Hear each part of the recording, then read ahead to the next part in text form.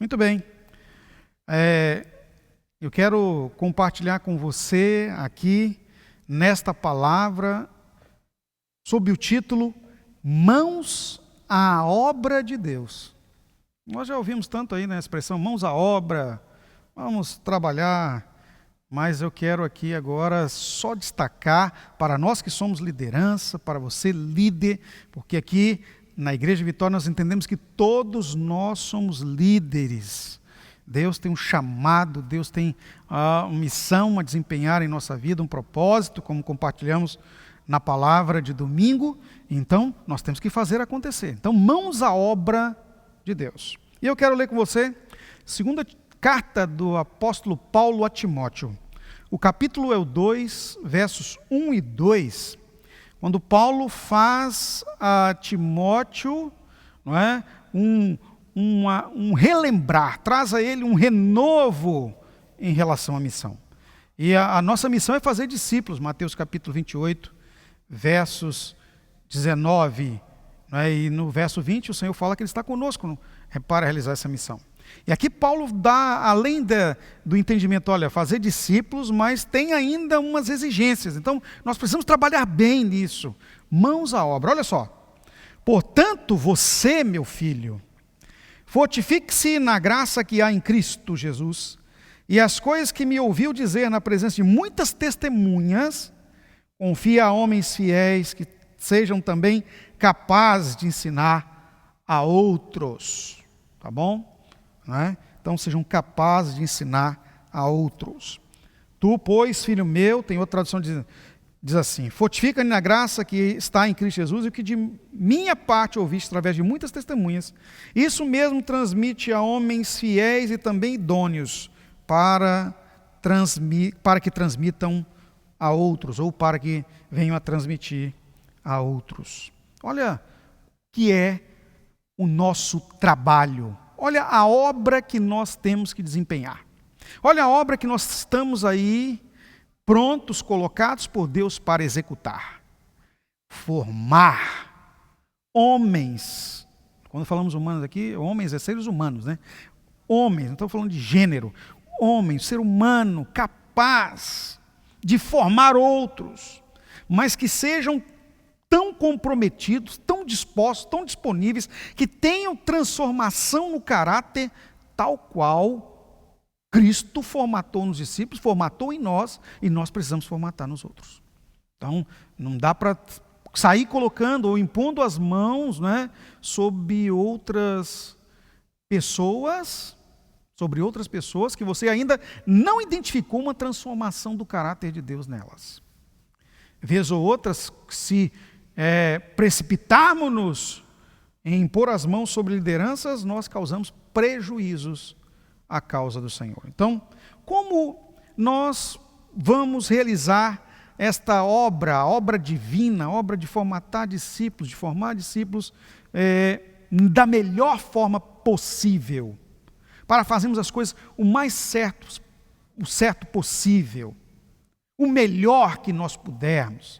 Lembrando que temos que fazer tudo com muita excelência. Primeiro eu quero destacar aqui que nós precisamos discernir a obra divina. O que é discernir? Ter uma inteligência espiritual, uma sapiência de Deus, divina, para discernir a obra divina. Existe a obra de Deus e existe a obra dos homens. Existem as obras da carne, que nós conhecemos todas elas lá, em Gálatas 5, a partir dos versos 18, e temos o fruto do Espírito, que é o que o Espírito Santo faz acontecer em nós, uma vez que nós somos o templo do Espírito. Agora, que obra é a obra divina? A obra divina é a causa, é a igreja. E aqui, irmãos, Paulo, quando ministra a ceia do Senhor e ensina a igreja de Corinto acerca da celebração da ceia, ele fala lá, né? Há entre vós muitos fracos e doentes, não poucos que dormem. Mas por que acontece com esses isso? Porque não discerniram, não tem entendimento espiritual, não tem sapiência acerca do que é a obra de Deus, do que é a igreja. A igreja é a obra mais importante da vida de um filho de Deus. É o serviço por excelência de um filho de Deus.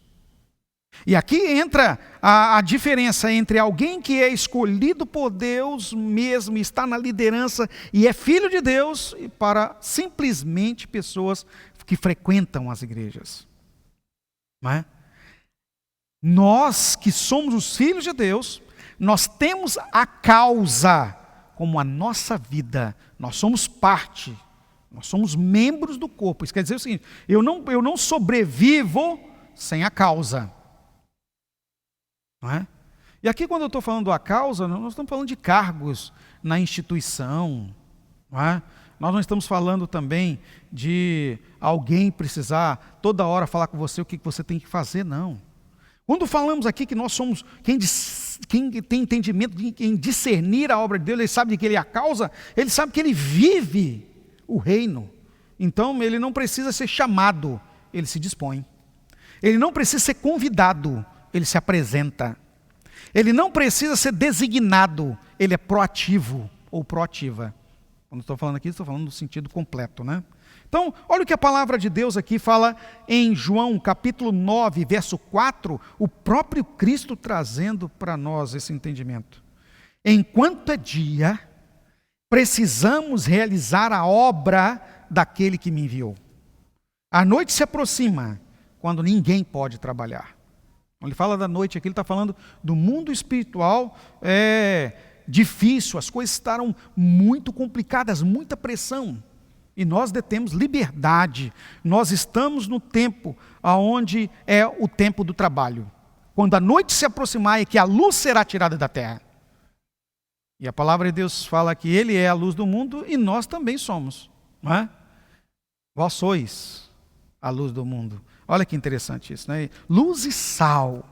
Então, nós sabemos que nós estamos aqui para executar uma missão. A obra está em nossa mão. Olha o que Jesus fala assim, aqui, quero salientar. Enquanto é dia, precisamos realizar a obra daquele que me enviou. E eu acho fantástico aqui, não é? Porque há uma expressão verbal aqui no plural, ele nos inclui. Entenda isso. Eu e você somos a igreja, ele é o cabeça, nós somos o corpo. Não há obra divina na terra sem a minha participação em Cristo. Que coisa linda isso, né? O Espírito Santo em nós, fazendo acontecer o reino de Deus. Quando nós discernimos isso, meus irmãos e minhas irmãs, o Filho de Deus que tem entendimento disso, ele nunca vai ficar fora da ação no reino de Deus. Ele nunca vai ficar fora da ação na frente da causa. Um grande exemplo de alguém que discernia o que era ser nação, o que é ser exército, o que é que está na linha de frente no reino de Deus, foi Urias, aquele mesmo que foi traído por Davi. Aquele que era um dos grandes de Davi. Veja você que foi dado a ele uma folga para ele ir para casa. Olha só, hein? Foi dada a ele uma folga para ele ir para casa. Davi mandou tirá-lo lá da frente de guerra, para que ele viesse para casa para estar com a esposa dele, tirasse uma época de férias, porque ele era uma pessoa muito querida. É lógico, né, que Davi tinha os seus interesses, nós sabemos. Encobrir o seu adultério, fazendo com que Urias viesse a achar que era o pai do filho que a Betseba estava esperando.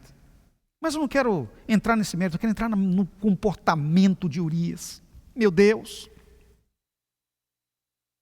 Chegou na presença do rei, foi recebido com honras, foi liberado para casa e ao invés de entrar na casa, ele deitou na escada.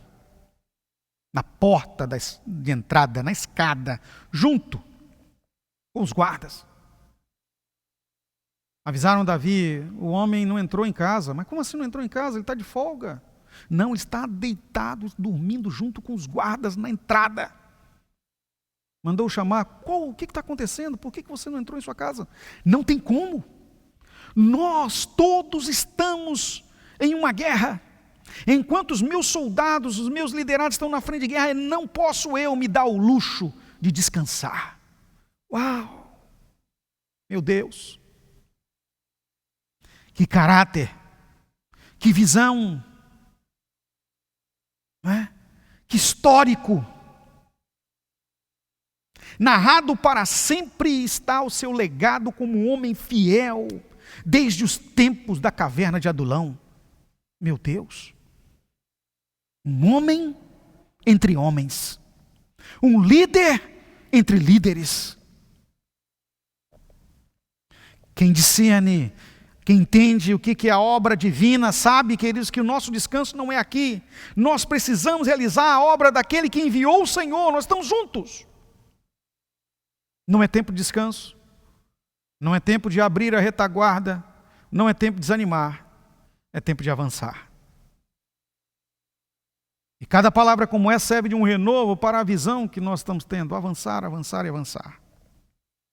2. Mãos à obra de Deus. Nós precisamos entender que, além de nós entendermos o que é a obra de Deus, queridos. Eu não estou querendo dizer aqui que a gente não pode tirar férias, como, não é, discernir o corpo de Cristo. Não, não é isso não. Tem tempo para tudo debaixo do sol. O que eu estou falando aqui é o esmorecer, é o desanimar, é o se encolher, é o esconder atrás das desculpas. Porque eu fiquei magoadinho com isso, magoadinha com aquilo. Eu não concordo com isso, não concordo com aquilo outro. Meus irmãos, nós estamos aqui nem para achar, nem para concordar, nem para discordar. Nós estamos aqui para realizar. Meu pai trabalha até agora e eu trabalho também. Nós estamos aqui para fazer acontecer.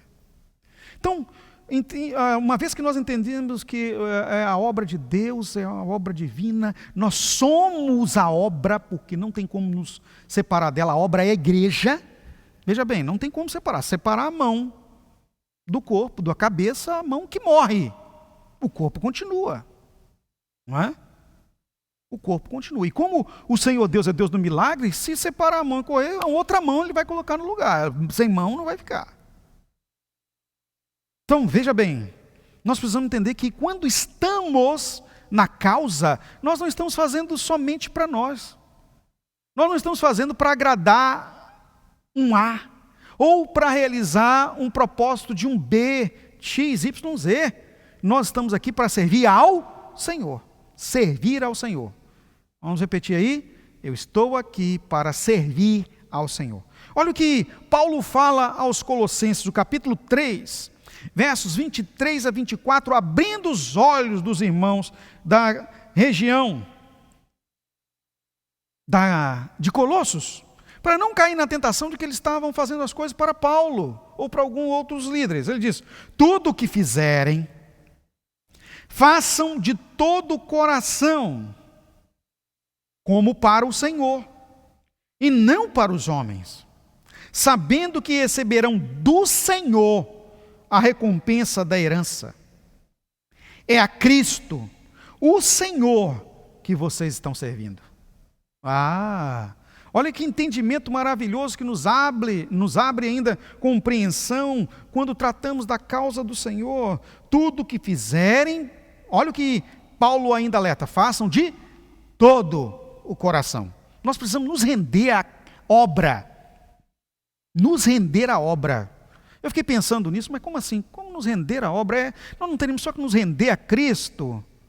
Mas nós, seres humanos, temos problema. Nós somos capazes, espetacularmente, de nos render em partes. Não é? Por exemplo, Senhor, eu me rendo a Ti. É uma rendição falsa, né? Render em parte é rendição falsa. Porque a rendição ao Senhor, ela tem que ser uma rendição total. A palavra de Deus fala assim: negue-se a si mesmo. Não é? Se você não se negar, você não pode ser meu discípulo. Jesus falou isso com clareza. Bem claramente, nós precisamos nos negar, senão não pode ser discípulo. Mas nós conseguimos nos enganar. Nós fazemos uma negação de nós mesmos parcial. Então eu nego a mim mesmo algumas coisinhas só. Não, mas eu ainda tenho que continuar com. Aí a gente tem aquelas desculpas, né?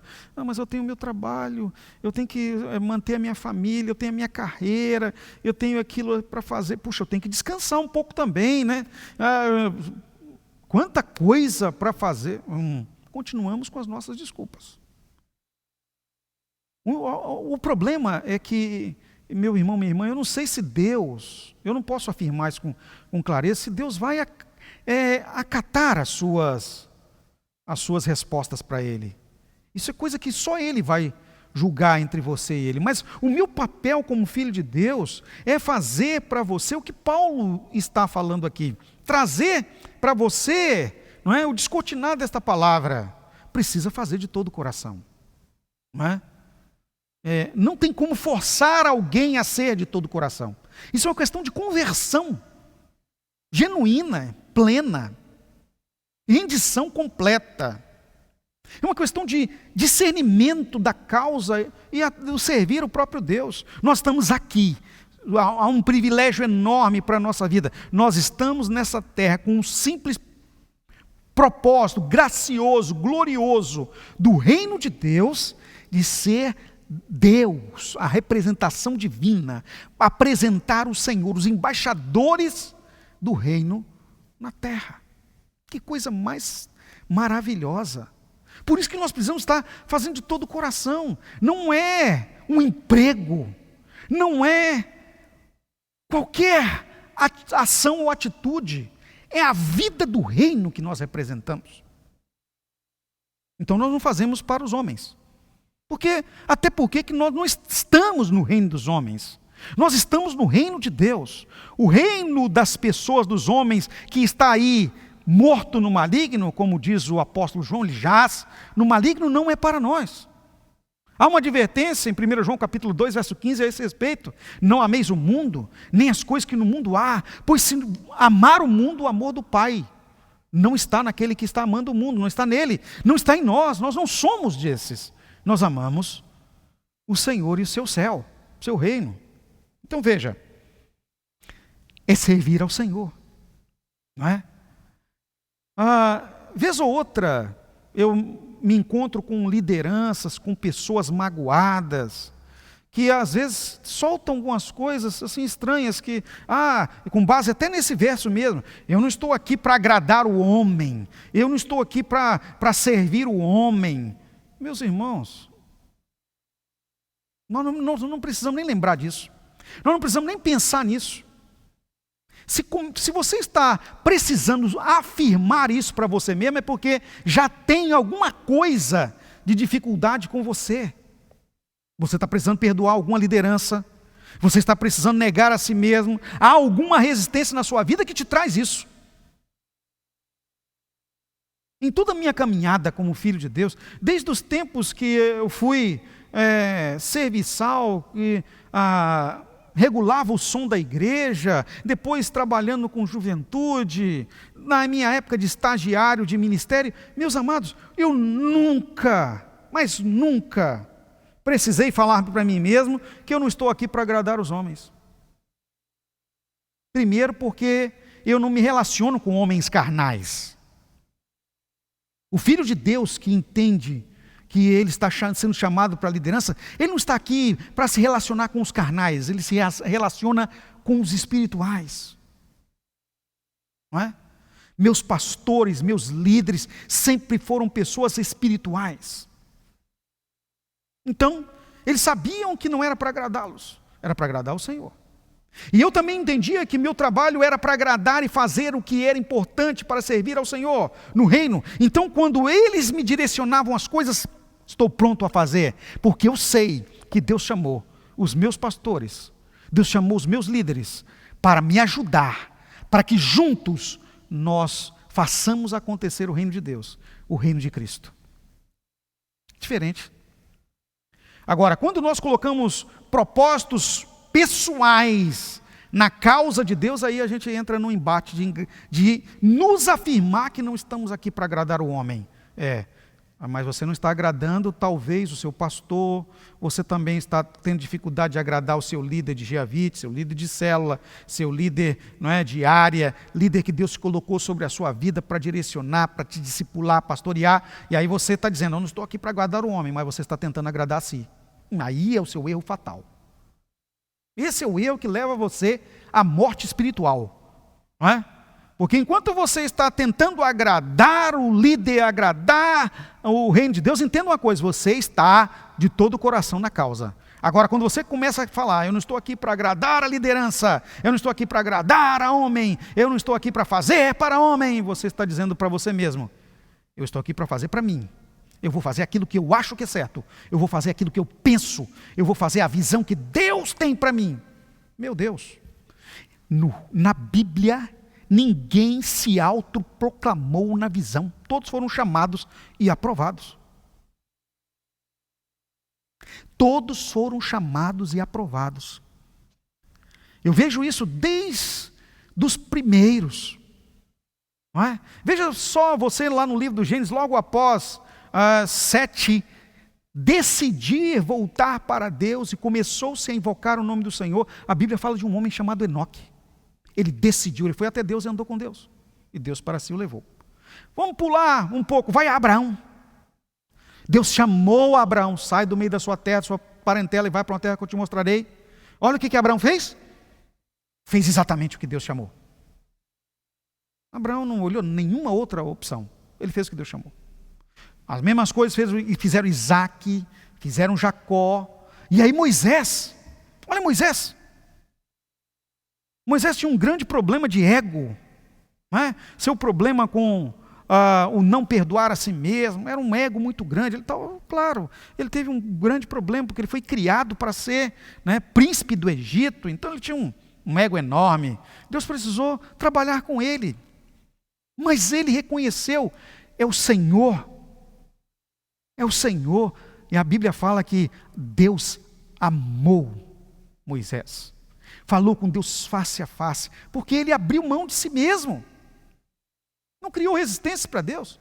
Vamos andando mais para frente. E eu vejo, não é, coisas tremendas com algumas lideranças, não é, maravilhosas. Por exemplo, na época dos juízes. Sansão, por exemplo. Mas Sansão também, por causa da força que Deus deu a ele cresceu o ego. Foi preciso trabalhar com ele. Deus permitiu que a cegueira o acometesse até um ponto que ele chegou: Senhor, dá-me força, nem que seja pela última vez. Abrir mão de si mesmo. Entendeu o seu papel. Disposição para morrer em favor da causa. Vamos andando mais, vem na palavra de Deus. Agora vamos pular um salto bem grande, porque tem inúmeros heróis da fé, entre eles aí está Daniel, Jonas e outros mais. Jonas então é tremenda a história, mas vamos bater no Novo Testamento já aqui, com o escritor desse texto que nós estamos lendo aqui a Timóteo, Paulo. Antes de ser Paulo, ele era Saulo, homem terrível, amante de si mesmo, era o aprovador da morte de Estevão. Imagina o peso que Paulo carregou durante seu ministério. Ele implorou pelo Senhor para que ele tirasse um problema na sua carne, e eu acredito que foi o problema da visão, aquela queda que ele teve a caminho de Damasco. Aquilo acompanhou o restante de sua vida toda, inclusive acompanhado por um médico, Lucas, para cuidar da sua visão. E Deus falou para ele: a minha graça te basta, pois o meu poder se aperfeiçoa na tua fraqueza. Olha que coisa linda. Não é? Então, servir ao Senhor, quer dizer, é nos dar a Ele, é fazer de todo o coração, não é? É não achar que nós estamos agradando a nós mesmos, agradar a nossa própria visão, agradar o nosso próprio propósito. Sai disso, isso é uma tentação maligna. Estou fazendo, não para os homens, meu Deus, não é? Não. Sai disso, nós não entramos nessa questão. Quando Paulo aqui admoesta os irmãos de Colossos, da igreja que estava na cidade de Colossos, é exatamente por causa deste erro. Não é à toa que nos adverte. Seja submisso à sua liderança. Esteja debaixo da visão de Deus. Sabe, ao próprio tempo Deus vai tirar. Eu posso dar um testemunho da minha própria vida, irmãos. Eu nunca me insurgi contra a minha liderança, nunca. Para que o ministério fosse realizado na minha vida, foi preciso que meu pastor me mandasse embora. Para que Deus realizasse a visão que Ele tinha na minha vida. Porque até então, a única coisa que eu queria era ser auxiliar. É a melhor coisa que tem. Você está numa equipe boa, de pessoas comprometidas com a causa, apaixonadas pelo reino. Não há nada melhor. Né? Agora, quando você se coloca sozinho, você está fora do que é a obra de Deus. A obra de Deus não é para ser sozinho. Inclusive o Senhor adverte que é onde tem 2 ou 3 reunidos no nome dele que Ele está. Interessante, né? Ele não está no sozinho. Nós nos tiramos para o secreto, não para fazer a obra, mas para nos tratar. Nós nos retiramos para o quarto fechado para a oração, que Jesus diz para orar, é exatamente para nos diminuir, para não aparecer como espirituais mais do que outros. Eu oro tantas horas, eu sou de oração, monte que sobe, monte que desce, e falam línguas, e vão aquelas orações com voz impostadas, não é? Rodopios, saltos. Eu não sou contra nada disso. Só que o Senhor Deus fala que quando nós nos colocamos no secreto, não é? E oramos ao Pai em secreto, nós nos diminuímos. A marca da humildade nos alcança. Não é eu e você que aparecemos, mas é o Senhor que aparece por meio de nossa vida. Então, mãos à obra de Deus são para aqueles que são obreiros aprovados. É preciso ser obreiro aprovado. 2 Timóteo capítulo 2, verso 15, neste mesmo capítulo que nós lemos, Paulo fala a Timóteo: olha, Timóteo, procura apresentar-se a Deus aprovado, como obreiro que não tem do que se envergonhar, e que maneja corretamente a palavra da verdade, ou que maneja bem a palavra da verdade. Eu gosto da expressão que maneja corretamente a palavra da verdade, porque tem muita gente manejando a palavra de Deus a seu bel prazer, fazendo da palavra de Deus a sua palavra, fazendo do que Deus tem ministrado, não é? Alinhar alguns textos à sua própria visão. Não é a obra de Deus isso, é a obra do homem, não é?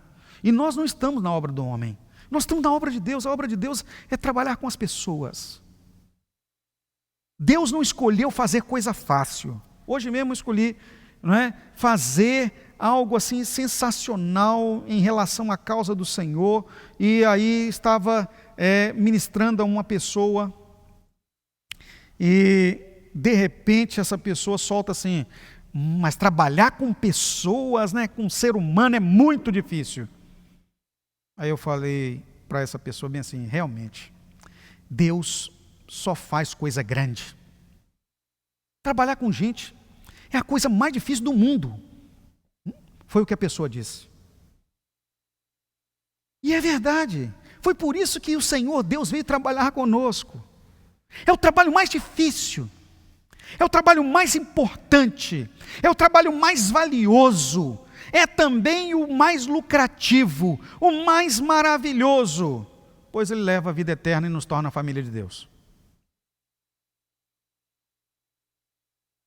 Porque quem trabalha em prol do reino é porque dedicou a sua vida ao Senhor, entregou a sua vida ao governo de Deus, à governança divina, e agora já não vive mais para si, vive para o Senhor. É o que Paulo descreveu em Gálatas capítulo 2, verso 20, para a igreja da Galácia, em um momento também de exortação a eles. Eu já estou crucificado com Cristo, ele fala, e vivo não mais eu, mas Cristo vive em mim. Olha que lindo isso. Eu não vivo mais para mim, é Cristo, é a vida de Deus que está em mim. Somos obreiros que serão aprovados, entenda isso, irmãos, esse obrar na causa, né? O obreiro é aquele que trabalha para a obra, e a obra é a igreja, a igreja de Deus na terra. Fomos designados para trabalhar numa obra local. Estamos em uma igreja local, com propósitos alinhados com a Bíblia Sagrada. É esta a nossa obra para o qual o Senhor nos chamou. Então nós precisamos arregaçar as mangas. Não dá para ficar com as mãos encolhidas. É preciso arregaçar as mãos, né, as mangas da roupa, né, suspender e colocar as mãos à obra divina. Esse é o nosso papel. Não é? Não dá para esperar. Eu digo para você que não é para amanhã, não é para a semana que vem, é para agora, é já. O Senhor que determinou isso, é agora, Ele está precisando de nós agora. Nós acabamos de ler aqui na palavra, enquanto é dia, precisamos realizar a obra daquele que me enviou. Enquanto é tempo, Jesus está falando, é agora. Enquanto o Espírito Santo está na terra, pois ele será tirado, recolhido juntamente com a igreja, aí o tempo acabará. A cada segundo, a cada tempo que nós sonegamos, nós estamos deixando de realizar a obra para o qual o Senhor nos chamou. Entenda, a obra, cuidar, amar, levar a palavra, discipular as pessoas. Meu filho, fortifique-se na graça que há em Cristo Jesus, e as coisas que me ouviu dizer na presença de muitas testemunhas, confie a homens fiéis que sejam também capazes de ensinar a outros. É isso. Às vezes a gente acredita em lideranças que até parecem fiéis, mas são, em muitas vezes, corrompidas com a caminhada. Sabe, queridos, a caminhada ela é muito difícil. Eu quero encerrar aqui essa palavra nesse sentido. O reino de Deus é caminho estreito. Não é? Não é difícil tropeçarmos. Não é difícil, em dado momento, né, aquele estreito se torna tão estreitinho que só dá para passar Deus carregando você no colo. E você não consegue enxergar nada, mas entenda uma coisa, a visão é do Senhor. Que a gente acha que não é possível, esse caminho, está errado esse caminho. Eu já tive em situação como essa, assim, de andando em lugar desconhecido, mas esse caminho, está parecendo estranho esse caminho, não pode ser aqui. Só que durante a caminhada a gente vai vendo, avançando, e depois você vê assim, não, era aqui mesmo, era aqui mesmo. Graças a Deus que eu não olhei para trás. Ainda bem que eu continuei avançando, até mesmo temeroso. Nós precisamos continuar confiando no Senhor, irmãos. E assim como Ele falou com Israel, pela boca de Moisés, pela boca de Josué, Ele está dizendo para nós, diga à minha igreja, ou seja, o meu povo, que marche. Senhor, está na nossa frente o mar. Como marchar? Diga ao povo que marcha. Usa o que eu tenho colocado em suas mãos. Liderança, mãos à obra. Use as suas mãos. O milagre é a parte de Deus. Avançar é a nossa parte. Não é? Se Deus tivesse comandado o povo de Israel, marche, e eles tivessem continuado parados, o mar não teria sido aberto. Diante de Josué, o rio Jordão não teria também sido aberto. Diante das muralhas de Jericó, elas não teriam caído. Pois antes de cair, eles bradaram. E Josué mandou que eles partissem para cima da muralha. E a palavra de Deus fala que a muralha caiu e eles entraram na cidade. Pegaram todos desprevenidos. É assim. O Senhor está nos dando, está nos instruindo a avançar, crendo, é pela fé. O justo viverá por fé. Amém? Que Deus multiplique essa palavra em sua vida. Avance nessa semana na ministração daquelas pessoas, as pessoas que você tem afinidade. Não só negue o reino de Deus àqueles que o Senhor tem colocado nas suas mãos. Não deixe de orar por aqueles que o Senhor colocou para que você possa orar. Abençoe a vida das pessoas. Ministre Deus a elas ousadamente. Pois o nosso papel é avançar. E o milagre, quem produz é o Senhor. Quem convence o homem do pecado, da justiça e do juízo é o Espírito Santo. Quem cura é o Senhor Espírito Santo. Quem abre portas é o Deus do milagre. Quem decide é o Senhor da governança, o Pai. E o nosso papel é avançar. Vamos fazer acontecer o reino de Deus. Regace as mangas. Coloque mãos à obra em nome de Jesus. Deus abençoe você, liderança.